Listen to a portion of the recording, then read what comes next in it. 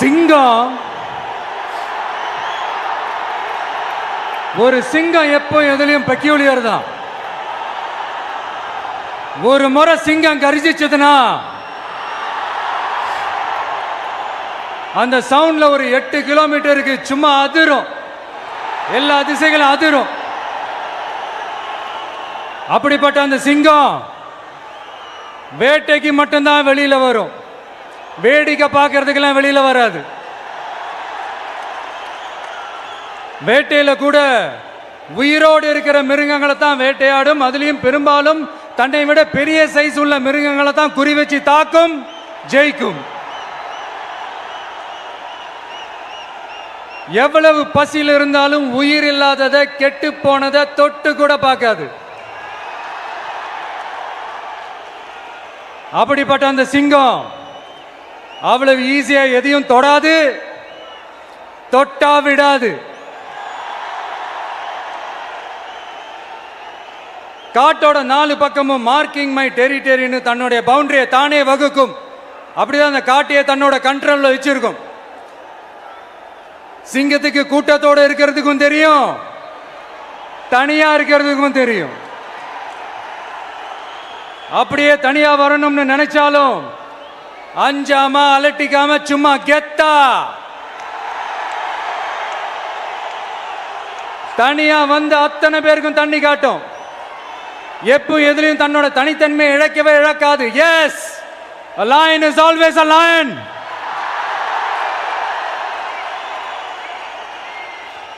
There are so many jackals and other animals in the forest, but there will be only one lion. And even if it is single, it will be the king of jungle. It is not only a description but also a clear declaration. சிங்கத்தை பத்தி பேசிட்டு நம்ம சிங்க குட்டிகளையும் சிங்க பெண்களையும் பத்தி நம்ம பேசாம இருக்க முடியுமா?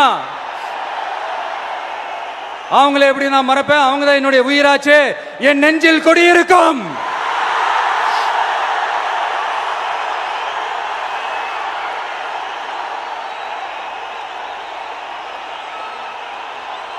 என்னுடைய தோழர்களுக்கும் தோழிகளுக்கும்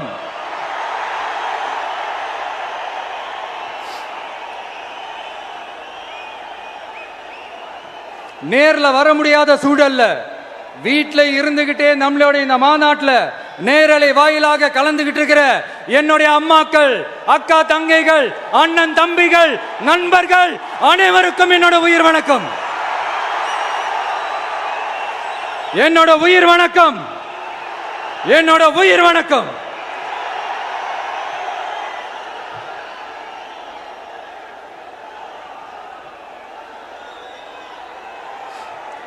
வீரம் விளையும் மாமதுரை மண்ணை வணங்குகிறேன். இந்த மதுரைனாலே உடனே ஞாபகத்துக்கு வரது சீறி பாஞ்சி துள்ளி குதிக்கிற யாருக்கும் அடங்காத காளைகள் விளையாடுற அலங்காநல்லூர் ஜல்லிக்கட்டு தான். நம்ம வைகை ஆறுதான் அழகர் ஆத்துல இறங்குற வைபவம். மதுரை மீனாட்சி அம்மன் இந்த மண்ணோட உண்மையான குணம், உணர்வு பூர்வமான மண் இது. அது மட்டும் இல்ல, இந்த மண்ணில் வாழ்ற மக்களும் அப்படித்தான் உணர்வு பூர்வமான ஆளுங்க. நான் இந்த மண்ணில் கால் எடுத்து வச்ச உடனே ஒரே ஒருத்தரை பத்தி தான் மனசுக்குள்ள ஓடிக்கிட்டே இருந்தது. அவர் யாருன்னு உங்களுக்கும் தெரிஞ்சிருக்கும். சினிமானாலும் சரி, அரசியல்னாலும் சரி, நமக்கு ரொம்ப ரொம்ப பிடிச்சது புரட்சி தலைவர் எம்ஜிஆர் அவர்கள் தான். அவரோட பழகிறதுக்கு எனக்கு வாய்ப்பு கிடைக்கல. ஆனா அவரை மாதிரியே குணம் கொண்ட என்னுடைய அண்ணன் புரட்சி கலைஞர் கேப்டன் விஜயகாந்த் அவர்களோட பழகிறதுக்கு எனக்கு நிறையவே வாய்ப்பு கிடைச்சது. அவரும் இந்த மதுரை மண்ணை சேர்ந்தவர் தானே, அவரை மறக்க முடியுமா?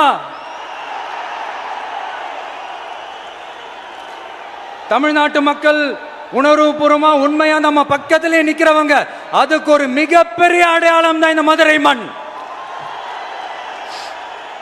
நம்ம தமிழக வெற்றி கழகம் கையில் எடுத்திருக்கிற அரசியலும் அப்படித்தான். உண்மையான அரசியல், உணர்வு பூர்வமான அரசியல், நல்ல அரசியல், நல்லவங்களுக்கான அரசியல், நாட்டு மக்களுக்கான அரசியல், நல்லது மட்டுமே செய்கிற அரசியல்.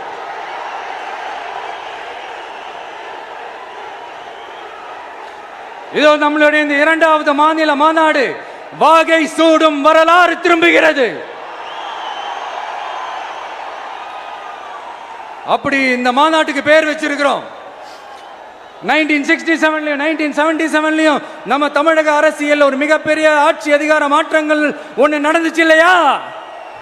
அதே மாதிரிதான் அடுத்த வருஷம் 2026ல அப்படி ஒரு வரலாறு திரும்ப போகுதுன்னு உறுதியா சொல்றதுக்கான மாநாடு தான் நம்மளோட இந்த இரண்டாவது மாநில மாநாடு. விக்கிரவாண்டி விசாலையில் நம்மளுடைய ஃபர்ஸ்ட் மாநாடு நடத்தணும், வெற்றி கொள்கை திருவிழா. அதுக்கப்புறமே நீங்க பார்த்திருப்பீங்க, தமிழக அரசியல் அந்த தட்ப வெப்பத்தையே மாத்தினுச்சு. நமக்கு எதிராக எத்தனை குரல்கள். ஆனா உங்களுக்கு தான் நம்மளை பத்தி நல்லா தெரியுமே, எந்த குரலையும் காதலையே போட்டுக்காம மக்களோட குரலை மட்டுமே கேட்டுக்கிட்டு நமக்கு எதிராக வர அத்தனை கூக்குரல்களையும் சின்னதா ஒரு சிரிப்போடவே கடந்து வந்திருக்கிறோம். அது இல்லாம நம்ம மாநாட்டில் ஒலிக்கிற இந்த குரல் இந்த ஒற்றை தமிழ் மகனோட குரல் மட்டுமல்ல, ஒட்டுமொத்த தமிழ்நாட்டு மக்களுடைய குரல். தமிழ்நாட்டில் இருக்கிற ஒவ்வொரு வீட்டில இருந்தும் ஒலிக்கிற குரல், ஒட்டுமொத்த உலகெங்கும் வாழும் ஒவ்வொரு தமிழ் வீட்டிலிருந்தும் எழும் குரல். இந்த சினிமா என்கிற மாபெரும் கலை ஆயுதத்தின் வாயிலாக சாதி, மதம், இனம், பாலினம், மொழி கடந்து இந்த நாட்டின் மூளை முடுக்கெங்கும் ரசிகர்களாக இருந்து தோழர்களாக நம்மோடு பயணிக்க துவங்கியுள்ள அனைவரோடும் இணைந்த ஒவ்வொரு மனிதருக்காகவும் ஒலிக்கிற உரிமை குரல். மாநில உரிமைக்காக, பெண் உரிமைக்காக, சமூக நீதிக்காக, சமநீதிக்காக, மதச்சார்பின்மைக்காக உண்மையா ஒலிக்கிற குரல். அதனால் இந்த குரலுக்கு எதிராக இன்னும் இன்னும் எத்தனை எத்தனை குரல்கள் வந்தாலும் ஓங்கி ஒலிக்குமே தவிர ஒரு நாளும் ஓயவே ஓயாது. Yes, it is an unstoppable voice, an unstoppable force.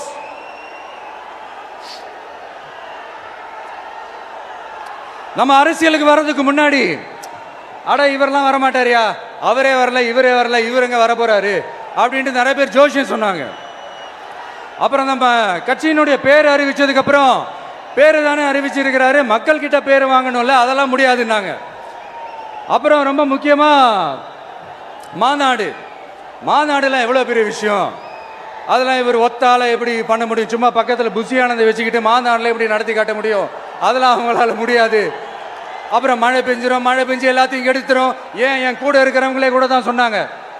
அதுக்கப்புறம் என்ன நடந்துச்சுன்னு உங்க எல்லாருக்குமே தெரியும். இப்போ புதுசாக ஒன்று சொல்ல ஆரம்பிச்சிருக்கிறாங்க. அது என்னடானா, ஆட்சியை பிடிக்கிறதெல்லாம் அவ்வளோ ஈஸி இல்லை இல்லையா. இப்போ அதெல்லாம் விட்டாங்க, இப்போ இங்கே வந்துட்டாங்க. இவர் நேராக ஷூட்டிங்லேருந்து வருவாராம், வந்து ஆட்சியை பிடிப்பாராம். அது எப்படி இவராலே முடியும், அவராலே முடியல, இவராலே முடியல, அவருக்கு அத்தனை வருஷம் ஆச்சு, இவராலே எப்படி முடியும்ட்டு ஒரு பக்கம். இன்னொரு பக்கம் கூட்டம்லாம் ஓகே தான், அது எப்படி ஓட்டா மாறும் அப்படின்றது இன்னொரு பக்கம். இப்படி கதை, திரைக்கதை, வசனம், இயக்கம், பாடல்கள்,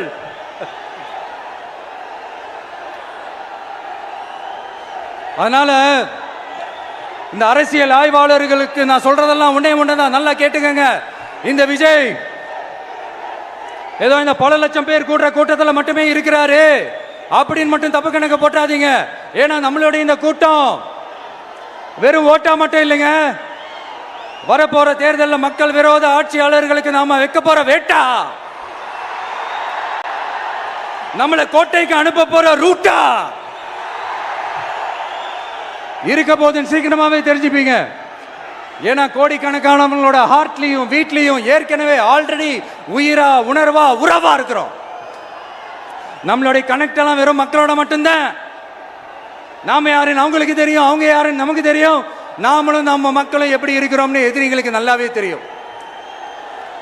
இருந்தாலும் இந்த விஜய் எதுக்குப்பா வந்திருக்கிறாரு, இவர் என்ன புதுசா என்ன திட்டம்லாம் சொல்லிட்டாரு அப்படின்னு வேற நிறைய கேள்விகள். இந்த சொல்றேன் தெரிஞ்சுக்கங்க. பெண் குழந்தைகள், பெண்கள் மற்றும் வயசானவங்களோட பாதுகாப்புல தான் நம்ம பிரையாரிட்டியே. அடுத்து இளைஞர்கள், உழவர்கள், உழைப்பாளர்கள், நெசவாளர்கள், மீனவர்கள், ஆதரவற்ற முதியோர்கள், மாற்றுத்திறனாளிகள், மூன்றாம் பால் இனத்தவர்கள்னு இன்னும் இங்க யாருக்கெல்லாம் கவர்மெண்டோட ஒரு ஸ்பெஷல் அட்டென்ஷன் தேவையோ அவங்க எல்லாருக்குமான ஒரு கவர்மெண்ட் அமைக்கிறது தான் நம்ம இலக்கே. நான் ஏற்கனவே சொன்னது தான் இங்க நான் திரும்பவும் சொல்றேன். நம்மளுடைய இந்த தமிழக வெற்றி கழகம் ஏதோ அரசியல் ஆதாயத்துக்காக தொடங்கப்பட்ட கட்சியெல்லாம் கிடையாதுங்க. கொள்கை கோட்பாடுகளோடு தந்தை பெரியார், பெருந்தலைவர் காமராஜர், அண்ணல் அம்பேத்கர், வீரமங்க வேலு நாச்சியார், மக்கள் சேவகர் அஞ்சலை அம்மாள், நம்மளுடைய 5 கொள்கை தலைவர்களோட வழிகாட்டுதல்களோடு தொடங்கப்பட்ட கட்சி. நம்ம ஸ்டாண்ட்ல நாம எப்பவுமே ஸ்ட்ராங்கா தாங்க இருக்கிறோம். அதுல எந்த மாற்றத்துக்கோ எந்த சமரசத்துக்கோ துளி கூட இடமில்லை. நம்மளுடைய ஒரே கொள்கை எதிரி பாஜக தான். நம்மளுடைய ஒரே அரசியல் எதிரி திமுக தான். எப்படி? நம்மளுடைய ஒரே கொள்கை எதிரி, நம்மளுடைய ஒரே அரசியல் எதிரி ஏதோ அண்டர் கிரவுண்ட் ஆதாயத்துக்காக டீல் போட்டுக்கிட்டு டீல் பேசிக்கிட்டு இந்த அலையன்ஸ் வச்சுக்கிட்டு இந்த ஊரை ஏமாத்துற கட்சி எல்லாம் நம்ம டிவிக்கே கிடையாதுங்க. யாருக்காகவும் எதுக்காகவும் எந்த பயமும் கிடையாது. மாபெரும் பெண்கள் சக்தி நம்மளோட இருக்கிறாங்க, மாபெரும் இளைஞர்கள் சக்தி நம்மளோட இருக்கிறாங்க, ஒட்டுமொத்த தமிழ்நாட்டு மக்களுடைய சக்தி நம்மளோட நிக்கிறாங்க. அப்படி இருக்கும்போது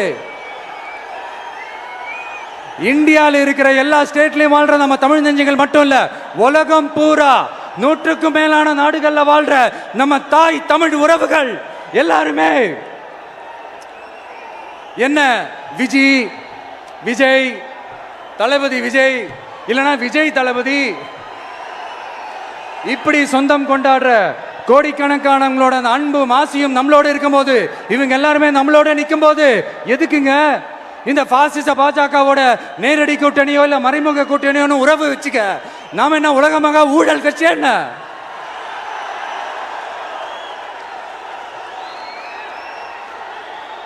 நம்மளை பத்தி சின்னதா ஒரு உண்மை ஒண்ணு சொல்லலாமா? என்னடா இவர் வாயால இப்படி சொல்றாருன்ட்டு யாரும் தவறா நினைச்சுக்க வேணாம். ஏன்னா இது ஒரு விதத்துல ஒரு ஃபேக்டும் கூட. அதனாலதான் நான் சொல்லணும்னு ஆசைப்படுறேன். நம்ம யார் தெரியும்ல? நாம எல்லாருமே சொல்றேன். நாம யார் தெரியும்ல? இந்தியாவின் மாபெரும் மக்கள் சக்தி கொண்ட ஒரு மகத்தான வெகுஜன மக்கள் படை.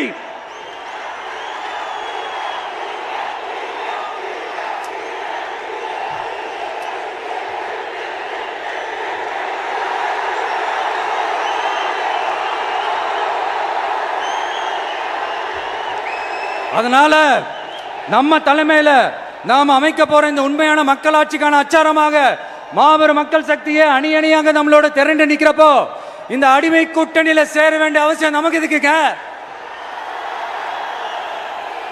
நம்மளுடைய இந்த கூட்டணி சுயமிழந்த கூட்டணியால இருக்காது, சுய மரியாதை கூட்டணியா தான் இருக்கும். இந்த ஒரு பக்கம் RSS கிட்ட அடிபணிஞ்சுக்கிட்டு, இன்னொரு பக்கம் மதச்சார்பற்ற கூட்டணின்னு இந்த மக்களை ஏமாத்துற கூட்டணியால நம்ம கூட்டணி இருக்காது.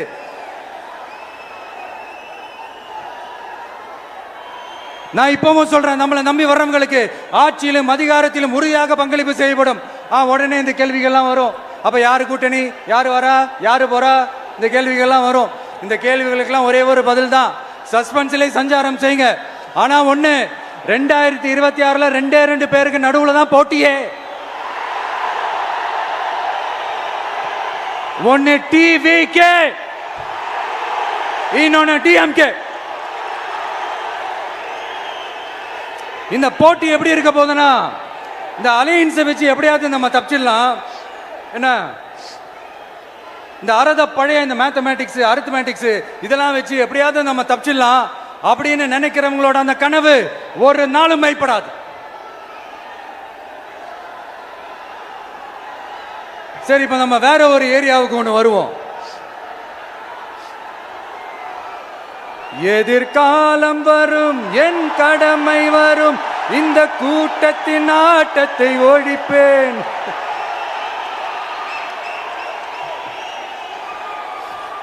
மக்கள் அரசியல் என்ற அந்த சவுக்க கையில் எடுக்கலாமா? யாருக்கு எதிரான தானே கேட்கிறீங்க? வேற யாரு? மறைமுக உறவுக்காரர்களான பாசிச பாஜகவும் பாய்சன் திமுகவும் தான். மாண்புமிகு பிரதமர் நரேந்திர மோடிஜி அவர்களே, 3வது முறையா ஒன்றியத்தோட ஆட்சி அதிகாரத்தை நீங்க தானே கையில் வச்சிருக்கிறீங்க.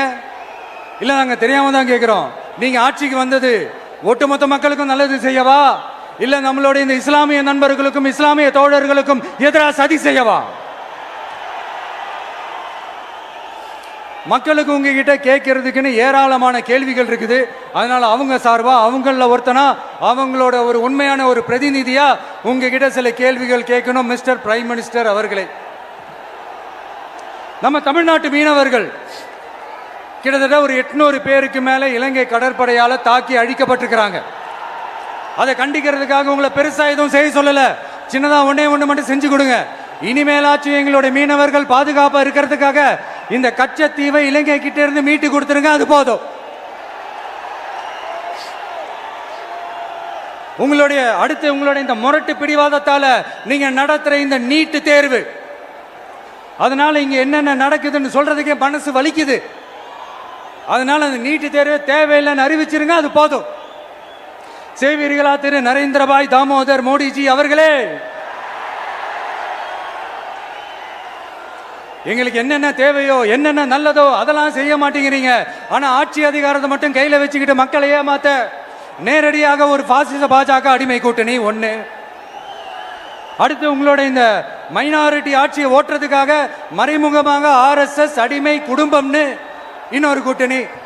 இப்படி மக்கள் சக்தியே இல்லாத இந்த ஊழல் கட்சிகளை மிரட்டி அடிபணிய வச்சு 2029 வரைக்கும் சொகுசு பயணம் போயிடலாம்னு திட்டம் தீட்டி வச்சிருக்கிறீங்க. அதானே ஜி?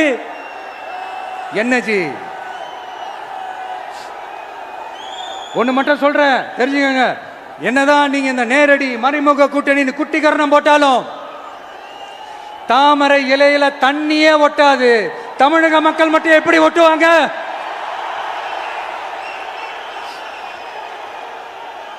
இங்க ஒரு MP சீட்டு கூட தரலன்றதுக்காக தமிழ்நாட்டுக்கும் தமிழ்நாட்டு மக்களுக்கும் எதுவுமே செய்யாம ஓரவஞ்சனை செய்யுது இந்த ஒன்றிய பாஜக அரசு.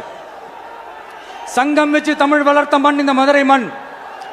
அதனால இங்க அந்த கீழடியில கிடைச்ச ஆதாரங்களை எல்லாம் மறைச்சிட்டு எங்க நாகரிகத்தையும் எங்க வரலாறையும் அழிக்கிறதுக்காக உள்ளடி வேலை செய்யலாம்னு நினைக்கிறீங்க.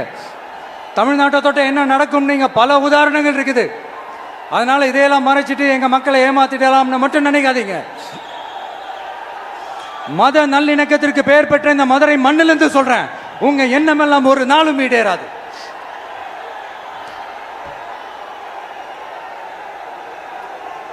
எம்ஜிஆர்னா யார் தெரியும்ல? அவர் மாஸ்னா என்னன்னு தெரியும்ல? அவர் உயிரோடு இருக்கிற வரைக்கும் அந்த சிஎம் சீட்டை பத்தி ஒருத்தராலையும் நினைச்சு கூட பார்க்க முடியல, கனவு கூட காண முடியல. எப்படியாவது அந்த சிஎம் சீட்டை என்கிட்ட கொடுத்துருங்க, என் நண்பர் எம்ஜிஆர் திரும்ப வந்ததுக்கு அப்புறம் நான் திருப்பி கொடுத்துட்றேன்னு தன்னோட எதிரியை கூட மக்கள் கிட்ட கெஞ்ச வச்சவர் எம்ஜிஆர். எப்படி கெஞ்ச வச்சவர்? அதனால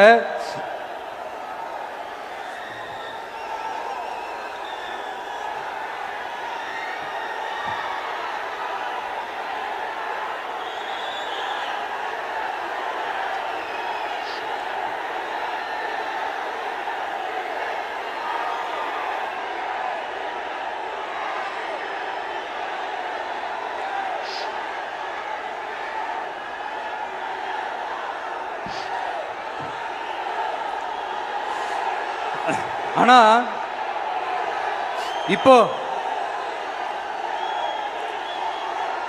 அவர் ஆரம்பிச்ச அந்த கட்சியை, எம்ஜிஆர் அவர்கள் ஆரம்பிச்ச அந்த கட்சியை கட்டி காக்கிறது யாரு? இன்னைக்கு அந்த கட்சி எப்படி இருக்குது அதை நான் சொல்லிதான் உங்களுக்கு தெரியணுமா? அப்பாவி தொண்டர்கள் அதை வெளியில சொல்ல முடியாம வேதனையில தவிக்கிறாங்க. 2026 சட்டமன்ற தேர்தலில் யாருக்கு ஓட்டு போடணும், எப்படிப்பட்ட ஆட்சி இங்க அமையணும்னு அந்த அப்பழுக்கற்ற அந்த தொண்டர்களுக்கும் ரொம்ப நல்லாவே தெரியும். அதனால என்ன வேஷம் போட்டுக்கிட்டு பாஜக இங்க தமிழ்நாட்டுக்குள்ள வந்தாலும் அவங்க வித்தை எல்லாம் இங்க வேலைக்கே ஆகாது. இப்படி பொருந்தா கூட்டணியா இந்த பாஜக கூட்டணி இருக்கிறதுனால இப்ப ஆட்சியில இருக்கிற இந்த வெற்றி விளம்பர மாடல் திமுக என்ன செய்யுதுன்னு தெரியும்ல? பாஜகவோட உள்ளுக்குள்ள ஒரு உறவை ஒன்று வச்சுக்கிட்டு வெளியில எதிர்க்கிற மாதிரி ஒரு டிராமா ஒன்று பண்ணிக்கிட்டு எதிர்கட்சியா இருந்தா போங்க மோடின்னு பலூன் விடுறது, ஆளுங்கட்சியா இருந்தா வாங்க முடியும்னு கொடை பிடிச்சுக்கிட்டு கும்பிடு போடுறது. இது மட்டுமா? ஒரு ரைடுன்னு ஒன்று வந்துட்டா போதும், இது வரைக்கும் போகவே போகாத ஒரு மீட்டிங், அதை காரணம் காட்டி டெல்லிக்கு போறது, அங்க ஒரு சீக்ரெட் மீட்டிங் நடத்துறது. நல்லா நோட் பண்ணணும் மக்களே, அந்த மீட்டிங் அப்புறம் இந்த இஷ்யூ அப்படியே காணாம போயிருக்குமே. அதேதான். Stalin uncle, what uncle is very wrong uncle.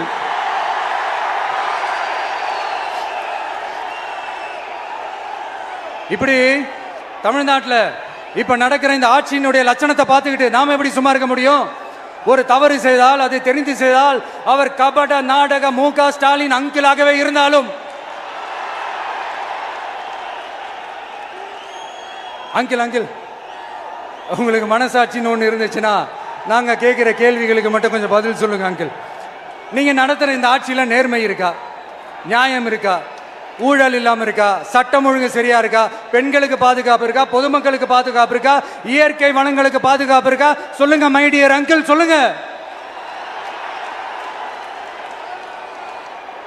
டாஸ்மாக்ல மட்டுமே இது வரைக்கும் 1000 கோடிக்கு மேல ஊழல்னு சொல்றாங்க. அதுல மட்டுமா தப்பு நடக்குது? வேற எதுல தான் நடக்கல? உலகத்திலே மிஸ்டர் கிளீன் ரெக்கார்ட்ஸ் எல்லாம் உங்களுக்கும் உங்க கூட இருக்கிறவங்களுக்கும் மட்டும்தான் அங்கிள் கொடுக்கணும். இதை பார்த்து வாயே இல்லாத ஊரு கூட வயிறு வலிக்கு சிரிக்குது.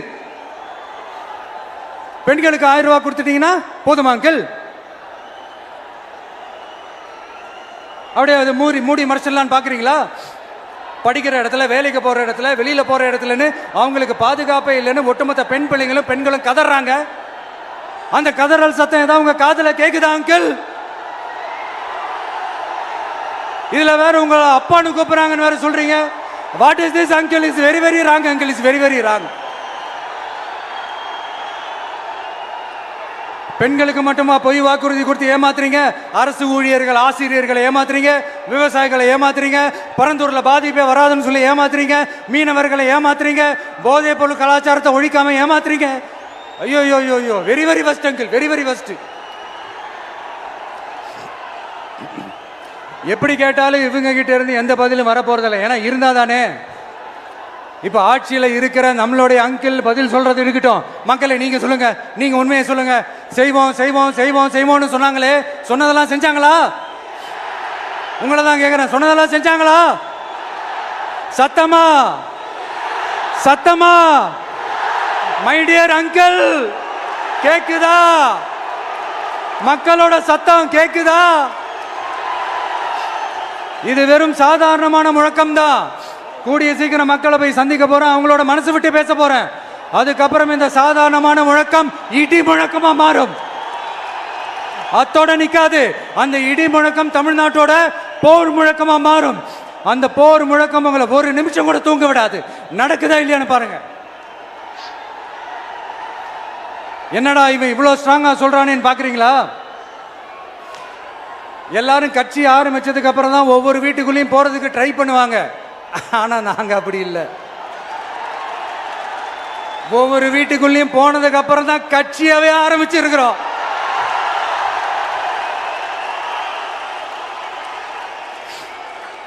அதனால ஒட்டுமொத்தமா எல்லாருமா சேர்ந்து இந்த திமுக ஆட்சியை, கபட நாடக திமுக ஆட்சியை 2026 தேர்தலில் வீட்டுக்கு அனுப்புறோம். வீட்டுக்கு அனுப்புறோம். என்ன நண்பா, சரிதானே? என்ன நண்பி, செய்வீர்கள் தானே?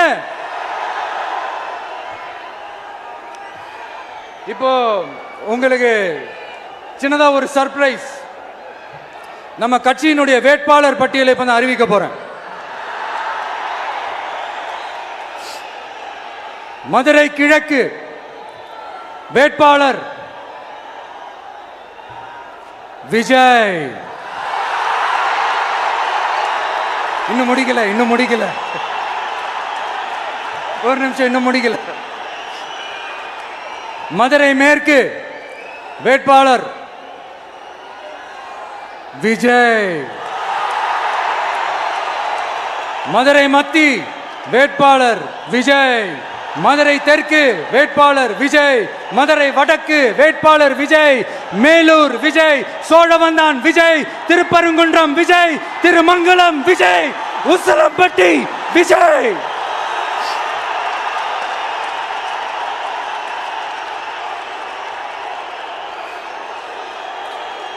என்னடா எல்லா தொகுதியிலையும் ஒரே வேட்பாளர்னு பாக்குறீங்களா?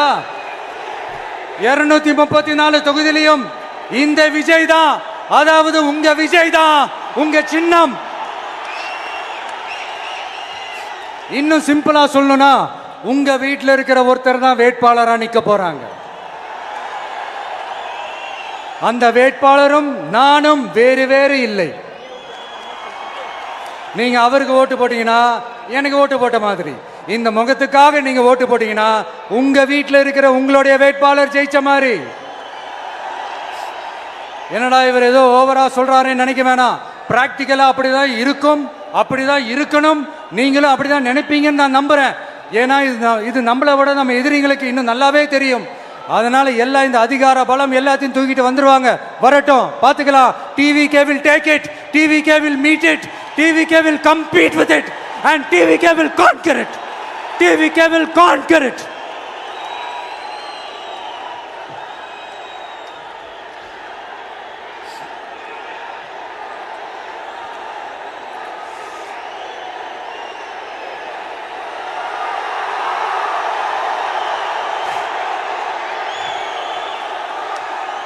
இந்த நேரத்தில் நம்ம மனசுல இருக்கிறத மக்கள் கிட்ட சொல்லி ஆகணும்.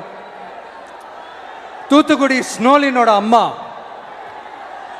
என்ன அவங்களோட தம்பி, இன்னும் அவங்க பொண்ணுக்கு நான் தாய் மாமன்னு சொன்னாங்க. அந்த அக்காவோட குழந்தைக்கு மட்டும் இல்லைங்க, என்ன அண்ணனா தம்பியா நினைக்கிற தமிழ்நாட்டில் இருக்கிற என்னோட எல்லா சகோதரிகளின் குழந்தைகளுக்கும் நான் இன்னைக்கு மட்டும் இல்ல, என்னைக்குமே ஒரு தாய் மாமனா தான் இருப்பேன். நீங்க எல்லாரும் என்னுடைய ரத்த உறவு, கூட பிறந்த பொறுப்பு. என் வீட்டு ரேஷன் கார்டில் வேணா உங்க பேர் இல்லாம இருக்கலாம், உங்க வீட்டு ரேஷன் கார்டில் வேணா என் பேர் இல்லாம இருக்கலாம். ஆனா நாம் எல்லாரும் ஒண்ணுதான், உறவு தான். நமக்கு இடையே எந்த அரசியலும் உள்ள நுழையவே முடியாது. என்கிட்ட இருந்து உங்களையும் உங்ககிட்ட இருந்து என்னையும் எந்த சக்தியாலும் பிரிக்கவே முடியாது. அப்புறம் நான் ஒன்றும் இந்த மார்க்கெட் போனதுக்கு அப்புறம் ரிட்டையர் ஆனதுக்கு அப்புறம் அடைக்கலம் தேடி அரசியலுக்கு வரல, படைக்கலனோட வந்திருக்கிறோம். பவர்ஃபுல் ஃபோர்ஸோட, மாபெரும் படை வரிசையோட, எல்லாத்துக்கும் தயாராகி தான் வந்திருக்கிறோம். இவ்வளவு தயாரா நாம அரசியலுக்கு வர்றதுக்கு ரொம்ப ரொம்ப முக்கிய காரணம் ஒன்று இருக்கு. அது என்ன தெரியுமா? நன்றி கடன், நன்றி கடன், நன்றி கடன். கிட்டத்தட்ட ஒரு 30 வருஷமா, 30 வருஷத்துக்கு மேல நீங்க தான், நம்ம மக்கள் தான் என் கூட நிக்கிறீங்க, எனக்காக நிக்கிறீங்க, என்னை தாங்கி பிடிக்கிறீங்க, மனசுல ஏந்தி பிடிக்கிறீங்க, தாய் அன்போட மடியில ஏந்திக்கிறீங்க. உண்மையை சொல்லணும்னா வேற யாரை விடவும் எனக்கு இந்த அன்பையும் ஆதரவையும் கொடுத்துருக்கிறீங்க. என் மேல உயிரையே வச்சிருக்கிறீங்க. என்ன உங்க வீட்டில் ஒருத்தனாவே ஆக்கிட்டீங்க. நீங்க எனக்கு கடவுள் கொடுத்த வரம்.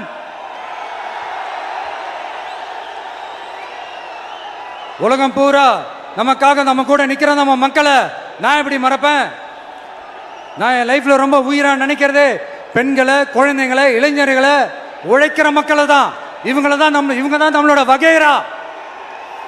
இதை பார்த்து தான் நம்மளோட எதிரிகளுக்கு பத்தி எரியுது. அதுக்காக நாம் என்ன செய்ய முடியும்? அதனால நம்ம உறவுகளை, சொந்தத்தை, வகைராவை யாருக்காகவும் எதுக்காகவும் விட்டு கொடுக்க முடியாது இல்லையா? Here at this moment among this August gathering, I want to open my heart and say I enjoy people, I respect people, I worship people.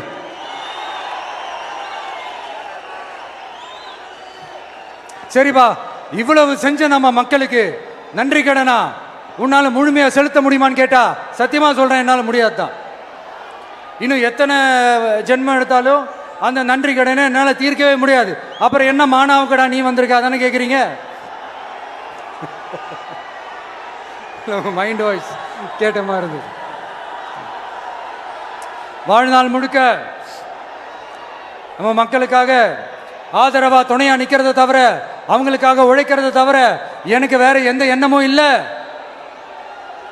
எனக்கு இப்ப வேற வேலையும் இல்லை. இனிமே எனக்கு இதுதான் என் வேலையே, என் கடன் இனி என் மக்களுக்கு பணி செய்து கிடப்பதே. இப்படியா ஹார்ட் டு ஹார்ட் யதார்த்தமா பேசிய பழகிட்டோம்.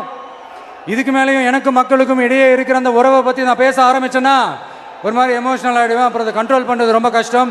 அதனால என்னை மனசார நேசிக்கிற நம்ம மக்களுக்கு ஒன்றே ஒன்று சொல்கிறேன். இந்த விஜய் உங்கள் விஜய், உங்களுக்கான விஜய், உங்களுக்காக மட்டுமே இருக்கிற விஜய். உங்க கூட நிற்க, உங்களுக்காக நிற்க, உண்மையாக நிற்க, உணர்வோட நிற்க, உறுதியாக நிற்க, உங்க கூட பேச, உங்களுக்காக பேச, உண்மையா பேச, உணர்வோட பேச, உறுதியா பேச, உங்களுக்காக சேவை செய்ய உங்க விஜய் நான் வர.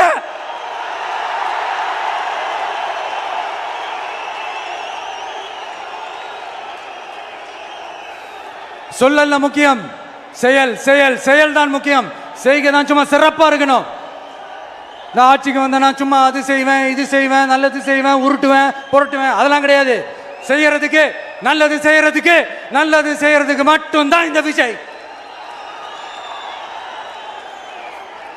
அப்புறம் ஒரு அரசியல் தலைவன் அவன் சினிமாக்காரனா, நல்லவனா, கெட்டவனா, இதெல்லாம் தாண்டி அவன் உண்மையானவனா,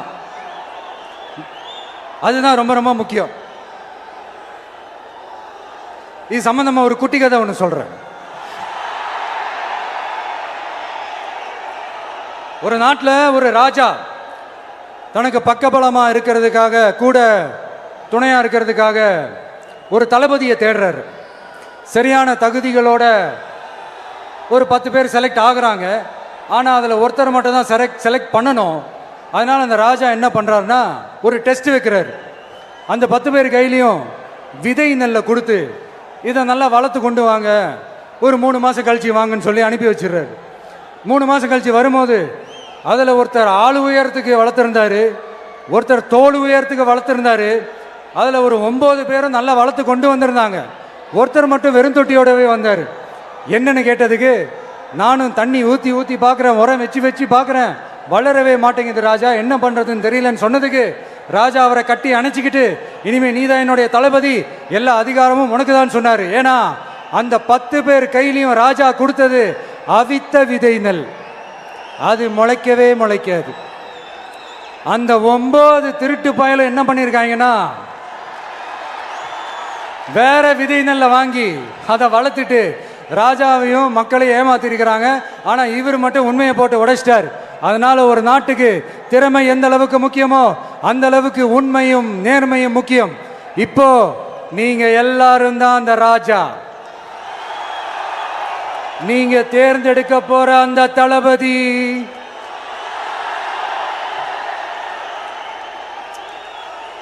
சும்மா சினிமாக்காரன் சினிமாக்காரன் சினிமாக்காரன். அம்பேத்கர் அவர்களை தோக்கடிச்சது சினிமாக்காரன் இல்ல, அரசியல்வாதி. காமராஜர் அவர்களை தோக்கடிச்சது, இங்க விருதுநகர் பகுதியில் தோக்கடிச்சது சினிமாக்காரன் இல்ல, இன்னொரு அரசியல்வாதி. இன்னைக்கும் நம்ம கூட வாழ்ந்துட்டு இருக்கிற நல்ல கண்ணு ஐயாவை தோக்கடிச்சது சினிமாக்காரன் இல்ல, அரசியல்வாதி. இப்படிப்பட்ட நல்ல நல்ல தலைவர்களை எதிர்த்து நின்று தோக்கடிக்கணும்னு அந்த எண்ணத்தை உருவாக்குனது சினிமாக்காரன் இல்ல, அரசியல்வாதி. அதனால எல்லா அரசியல்வாதியும் அறிவாளியும் கிடையாது, எல்லா சினிமாக்காரனும் முட்டாளும் கிடையாது. கான்பிடண்டா இருங்க, நல்லதே நடக்கும், வெற்றி நிச்சயம். மீண்டும் சந்திக்கும் வரை நன்றி, வணக்கம்.